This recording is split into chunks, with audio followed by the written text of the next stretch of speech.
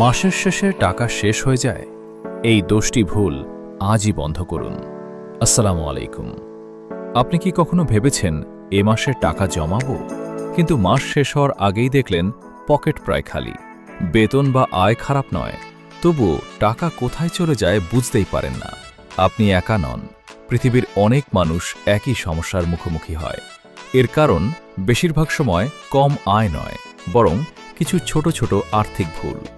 আজকের ভিডিওতে আমরা এমন 10টি ভুল নিয়ে কথা বলবো, যেগুলো বন্ধ করতে পারলে ধীরে ধীরে আপনার সঞ্চয় বাড়তে শুরু করবে।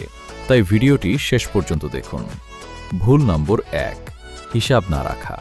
অনেকেই জানেন না প্রতিদিন কত টাকা কোথায় খরচ করছেন। ছোট ছোট খরচ মিলেই মাস শেষে বড় অঙ্ক হয়ে যায়। প্রতিদিন মাত্র 2 মিনিট সময় নিয়ে খরচ লিখে রাখুন। 1 মাস পর দেখবেন কোথায় অপ্রয়োজনীয় টাকা চলে যাচ্ছে তা পরিষ্কার বোঝা যাচ্ছে। ভুল নম্বর 2, আগে খরচ পরে সঞ্চয়। অনেকে সব খরচ শেষ করে যা থাকে সেটাই জমাতে চান, কিন্তু বাস্তবে মাস শেষে কিছুই থাকে না। বরং আয় হাতে পাওয়ার সঙ্গে সঙ্গেই একটি নির্দিষ্ট অংশ আলাদা করে রাখুন, তারপর বাকি টাকা দিয়ে মাসের খরচ চালান। ভুল নম্বর 3, অপ্রয়োজনীয় কেনাকাটা। অনলাইনে অফার দেখেই কিনে ফেলা বা প্রয়োজন না থাকলেও নতুন কিছু কেনা, এগুলো ধীরে ধীরে আপনার সঞ্চয় কমিয়ে দেয়। কোনো জিনিস কেনার আগে নিজেকে প্রশ্ন করুন, এটি কি সত্যিই আমার দরকার? ভুল নম্বর 4, বাজেট না করা। বাজেট মানে নিজের টাকার জন্য একটি পরিকল্পনা।